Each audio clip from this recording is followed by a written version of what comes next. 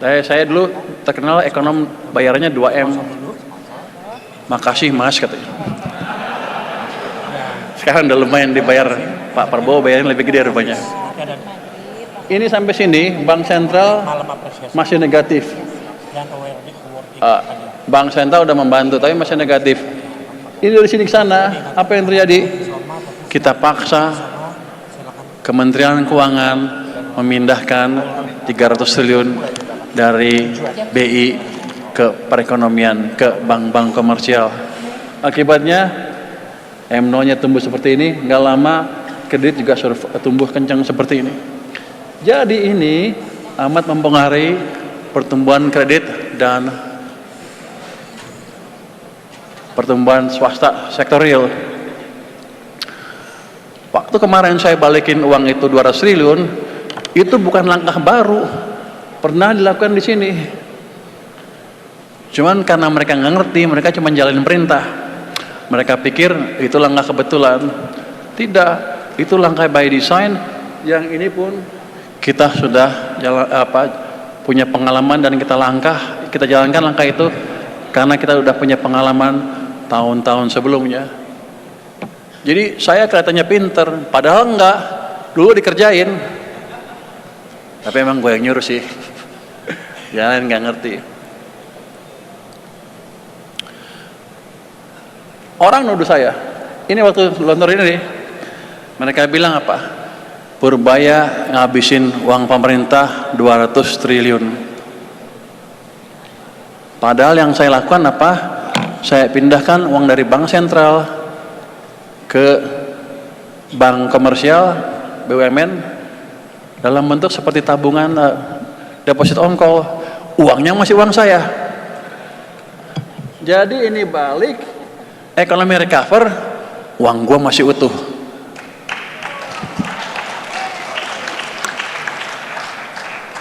Pinter juga saya katanya.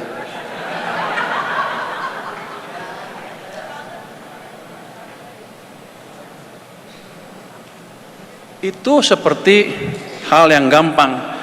Kita pikirkan orang dalam negeri nggak ngerti. Tapi ternyata orang luar negeri juga nggak ngerti.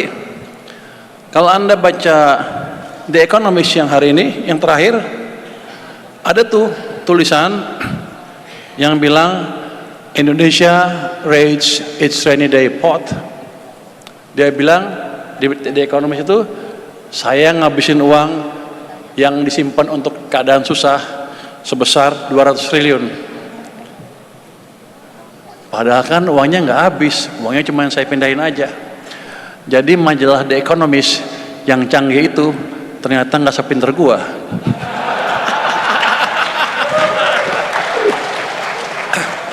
Jadi gini,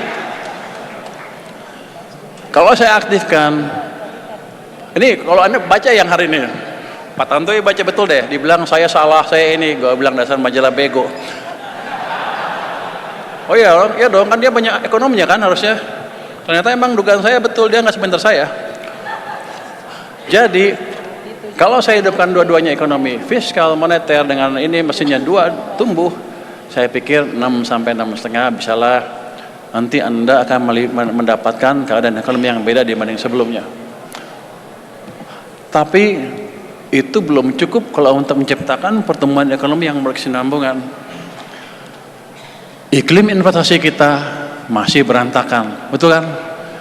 One stop service, tapi nggak kelar-kelar. Boleh ngomongin nggak ya? Kalau nggak kita udah lari ekonominya, investasi udah ngebut.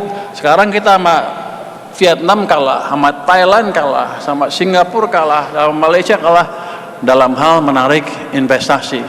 Kemarin Nvidia baru pilih Johor dibanding Indonesia. Kita kalah, kita mesti betulin. Gimana cara memperbaiki iklim investasi? Orang kan bilang, oke, Pur, kau perbaiki di atas kertas, undang-undangnya gimana ini? Ya, kalau di atas kertas semuanya pasti bagus. Kalau saya panggil anak buah saya di Kementerian Keuangan, ada hambatan enggak? Enggak ada, Pak. Keluhan ada? Enggak ada, Pak. Tapi investasi nggak masuk. Kalau saya tanya pelaku bisnis, gimana? Kusut katanya, gitu kan? Jadi saya usulkan ke Menko Perekonomian, Pak Menko, kita buat task force untuk debottlenecking. Pak Menko setuju, Pak Presiden setuju. Jadi sudah dibuat task force-nya, sudah di launch.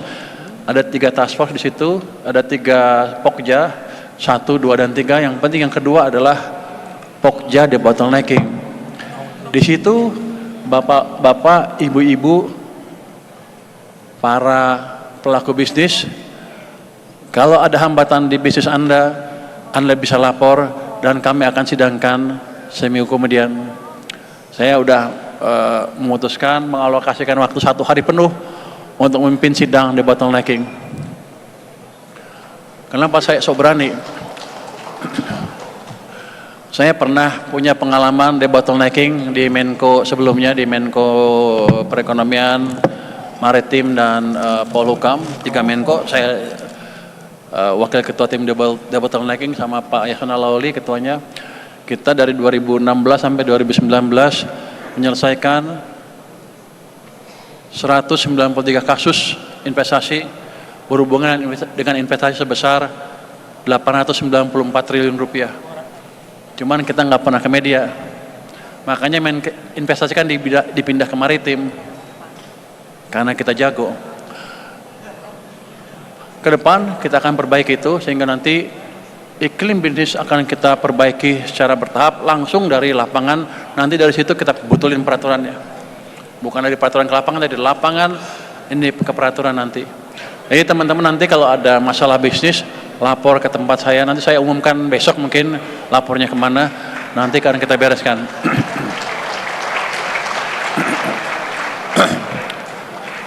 Kalau ada yang ragu, Purbaya emang tahu hukum apa? Emang dia bisa jadi hakim? Saya udah menyidangkan mungkin 600 kasus, 600 sidang terus-terusan selama 3 tahun itu. Saya kemampuan hakimnya udah setingkat Abu Nawas. Dulu ada cerita, Abu Nawas disuruh meriksa oleh raja. Ini orang yang mana yang baik, yang mana yang nipu, yang mana yang enggak.